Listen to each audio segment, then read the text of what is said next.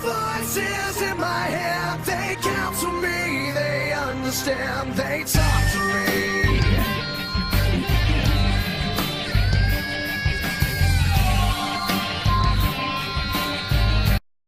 Okay, it's the Viper 4567 here with the other part of the Attitude Era. I've done Survivor Series first, but now I'm going to do Judgment Day.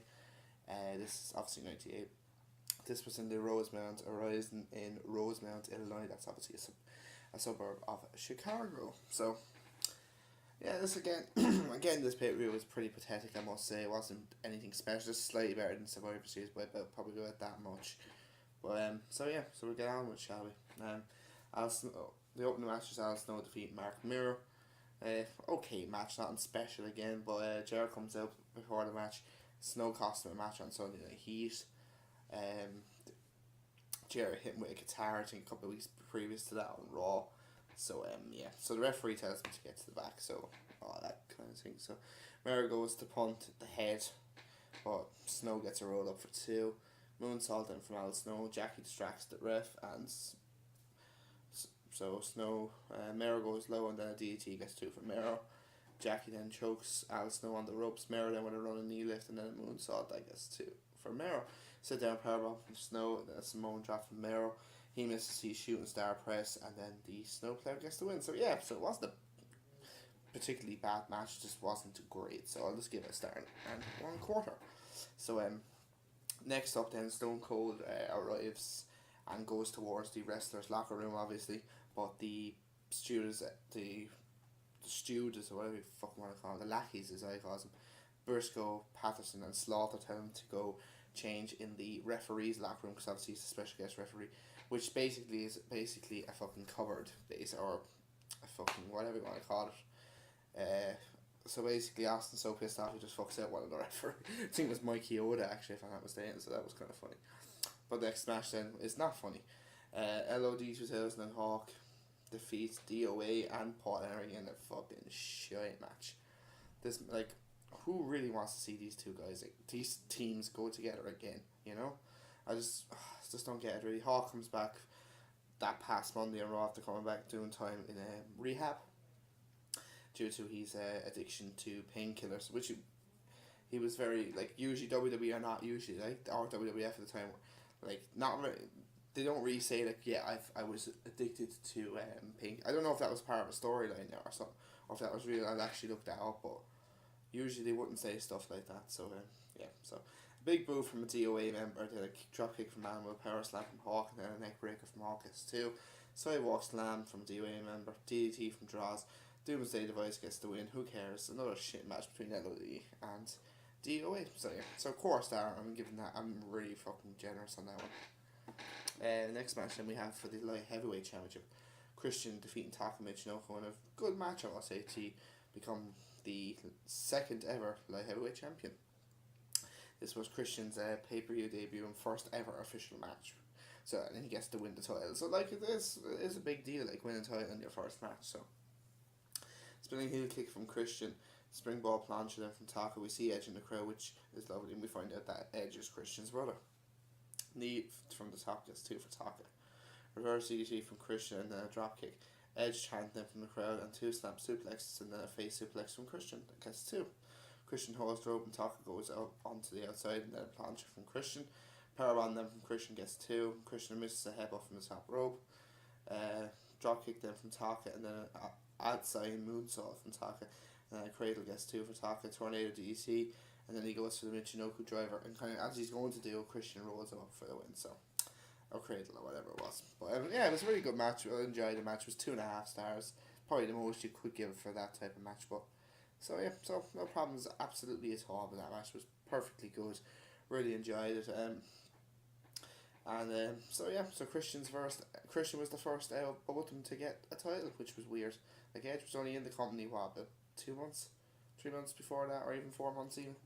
Christian was only in it about 2 months. So yeah, but obviously Edge in terms of titles had a better career. But like both guys were probably both this kind of, well, I wouldn't say on the same pedestal, but like Christian wouldn't be too far off in my opinion. So all good there. So next match then, Goldust defeats Val Venis in an okay match. I gave it a 1.5 stars. on Sunday night, Val was doing commentary, and some guy came out and gave Val this box thing that it was a present. It was from Goldust, and it was basically a gold cup, and for your obviously for your penis and balls, whatever you want to call it. And he was not impressed because obviously Val is big into penises and all that, obviously because being an ex porn star, or is he still doing it? I don't care really, to be honest. Never was a big fan of Val Venis anyway, but big move from Val, and then Goldust rams Venus then into the barrier, then Goldust drops Val Venis then on the steps. Crossbody from the top from Val, then a suplex from Goldust, and a clothesline from Goldust gets 2. Neckbreaker then from Goldust, and then Goldust goes shoulder first into the ring post. Nice clothesline, that gets 2 for Val Venis, and then a Russian leg sweep as well, that gets 2. Power slam from Val, and then a superplex then from Goldust gets 2, and then Goldust is wearing his wedding ring. I don't get this. They talk about him being tormented, the fact that Terry is kind of in a relationship with Val, but yet Goldust was the one who broke up with Terry. I think was it middle of 1997 or late 97, to obviously go out with Luna, who pardon the pun, is basically a lunatic. But so Terry's still wearing her wedding ring as well, so I just don't really get it. It's just typical WWE. Like, they kind of, like, forget, like, what really happened. So, what can you do? The win comes with Val goes to clothesline, Goldust, he ducks, and he almost hits Terry, but he doesn't. Referee then is distracted by the fact that Terry's still on the apron. Goldust goes low. It's a pretty crappy ending, really, to be quite honest. I think the curtain call could have done it, but sure, look, what can you do? So, star and a half match, simple as that, folks. Next then we have X-Pac defeating Dlo Brown in a goodish match to regain the WWF European title. The European title is basically going around like fucking hotcakes, basically. 1 week it's 1 month is X-Pac, next month is Dlo, next month is X-Pac, next month is Dlo. So, I think, like, throughout the Attitude Era, like, all the titles were changing like that, so quick. The WWF title was not even an exception. Like, you see how many times the WWF title changed between 97 and 2002. It's like, you'd be surprised. Like, yeah, fair enough, there's some of the guys were the same guys, but if you think how many times the titles were changing, it was just, I think, like, the longest I just can't remember really, to be quite honest. Like, to be quite honest, I think we'll find out at the end of the Attitude Era, but, like, it's not more than a couple of months really, to be quite honest. So yeah, except for the light heavyweight title, that wasn't being defended. I think that was Taka defended, I think, about 5 times in his career. So, but Triple H gets injured before this. Thanks to Shamrock, gets injured again at the hands of Shamrock after giving him the IC title. X-Pac says him and DX will deal with it tomorrow night on Raw. Dlo won the European title 2 weeks after breakdown, thanks to Mark Henry, of course. The Nation has also disbanded, but Dlo and Mark Henry are still teaming up. So, and also Rock and Cameron are doing their own thing. Cameron is now called the Godfather. So, and obviously there's a sexual harassment lawsuit being filed from Mark Henry on China. So yeah, let's get on with the match. So, spinning heel kick from X-Pac, and then a clothesline from Dlo, that gets 2. Leg drop then from Dlo, and then another spinning heel kick from X-Pac. X-Pac goes for the Bronco Buster. Dlo gets his foot up, and that gets 2. Heel kick then gets 2 for Dlo, and then a sit down powerbomb gets 2. Dlo cross chops China, which is nice for him. Nice kick then from X-Pac. Backbreaker gets 2 for Dlo. Cloverleaf then from Dlo, but Dlo misses the low down. Drop kick from X-Pac, and then a Bronco Buster. China then with a right hand, that gets 2 for X-Pac. Ref gets bumped. Henry comes out. Dlo hits X-Pac with the title, that gets 2. A powerbomb then from Dlo also gets 2. So Dlo is climbing the top rope. X-Pac starting to get up. I don't know what he was going for, either for a crossbody or a spear, but in midair X-Pac does the X-Factor, and that gets the win. And in my opinion, it went at least 3 or 4 to even 5 minutes, way too long. It was maybe 12, 13 minutes the match went. 7 or 8 minutes would have been perfect for this. It was going towards 2.5, but I just decided to knock off kind of half a star because it was way too long. The finish was great, like the X-Factor was excellent, but still a pretty decent match again, like it was at SummerSlam, or whatever time they had a match. So I'll give it 2 stars. Then we see Michael Cole. He says there is a rumour going on WWF.com that Paul Bearer is in the locker room of the Undertaker. And then we see the Headbangers bashing the New Age Outlaws, saying they're going to GOB on the PPV, basically. So, oh yeah, catchy and shit rhyme. Good for you. Next then, the Headbangers defeat the New Age Outlaws by disqualification in a fucking piss poor match. God, the New Age Outlaws have had. I'll tell you what, the most they've had probably this year was a 3-star match, probably, and that was that match. Probably I'd say at No Way Out of Texas, and actually the match at WrestleMania wasn't that bad either. So, like they've probably had 2-3 good pay-per-view matches all year, and that's barely that. Like the match at No Way Out of Texas, the fact is that they were in a big, huge fucking, I think, 8-man tag. So, clothesline from Road Dogg on Thrasher, Mosh chokes Road Dogg on the ropes, crowd chants suck it to the Headbangers, suplex from Road Dogg, Thrasher rams going into the ring steps, then it rams the head into the steps, then a jawbreaker from Thrasher gets 2. This match is fucking so showy. I tell you one thing, I wouldn't advise watching this pay-per-view. Both of them, to be honest. Dog hits Mosh with the boombox, that gets disqualification.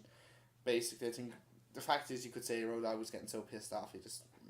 So basically, shit. If you're doing it for reviews like I'm doing it, you could watch it, but basically both shows were absolutely fucking terrible. This one wasn't as bad, obviously, as Survivor Series, because there was more matches in Survivor Series, but they're still equal, just as bad. Colan says Undertaker, Paul Bearer was in Undertaker's locker room, because he just seen Paul Bearer then going into Kane's locker room, and basically talks to Mankind then about Shamrock. He says he wants to make Michinoku tap out, that won't happen, and all that lovely stuff. So that leads to the next match, which is Ken Shamrock defeating Mankind in a goodish match to retain the IC title. Obviously, Ken Shamrock won an IC title tournament that previous week on Raw, beating the likes of Val Venis and X-Pac and so on else. I swear to God, I don't remember who the other guy was. I should know, but I just can't be arsed. I looked through Wikipedia and they didn't have the tournament. They just said they bet X-Pac. I knew Val Venis because I actually watched it, but I completely and utterly forget. So, sue me. Hurricane from Shamrock. Mankind goes to the claw, but Shamrock gets away from it. From Mankind. Mankind rams Shamrock into the steps. Shamrock then kicks the chair into Mankind. Shamrock then to a chair shot to the skull to the skull of Mankind right in front of the referee. I don't get this in the attitude there. I just don't get it. Clothesline gets 2 for Shamrock, and then a double arm DDT for Mankind. Mankind with a knee in the corner, elbow while Shamrock was in the Tree of Woe. Cactus elbow, I should say, on Shamrock. Shamrock then with a power slam, and his leg lands on the steps. Shamrock then gets the ankle lock in. Mankind gets the man McClaw on himself, and that's chokes himself out. So bit of a weird ending, but what can you do? Next, then Cole interviews McMahon, but wants to interview Mr. McMahon, but Bossman says no. So this obviously is pay-per-view return since he came from WSJW. Mark Henry then defeats The Rock. The win comes with a big splash, basically, on Rock, and Dlo holds his feet, basically. So yeah, that's about it. Because the match wasn't that long, so I'm going to give it half a star. Main event time. No one wins this match, basically. Undertaker versus Kane. A star and a half. It was and Austin as a special guest referee. Austin, and he gives Taker and Kane basically the bird. Right, where are we going? Actually, wait.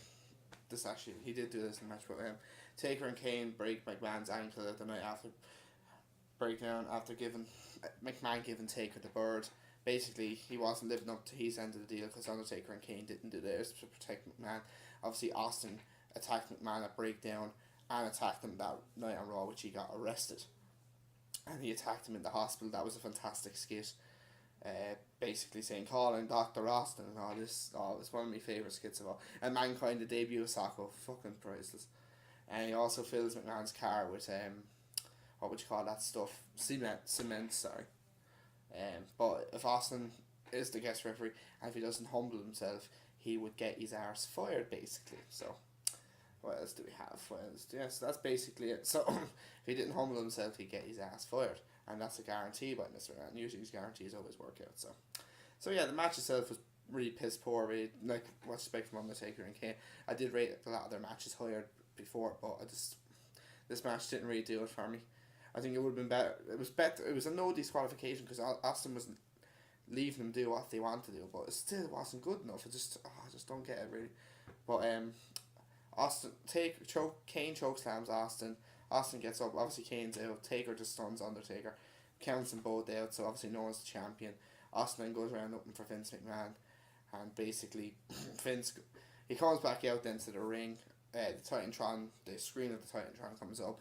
Vince is up by the technical area, or whatever you want to call that part, and basically Vince goes, "Screw you." Well, he says a few other little things, but mainly he says, "Screw you, you're fired," basically. So, and obviously if you've watched me Survivor Series video, you know what else happened and all that. So yeah. So overall, this pay-per-view was really piss poor. Like, there was 3 matches that were pretty damn watchable at best, basically. But I'll just give this pay-per-view a 2 out of 10. I'm probably overrating that a little bit. Maybe it could be the same. Maybe it should be the score of Survivor Series. But the fact is, there's less matches on the card. So yeah. So my next one, as I said, on the Survivor Series will be WWF Capital Carnage, which was in obviously London, England.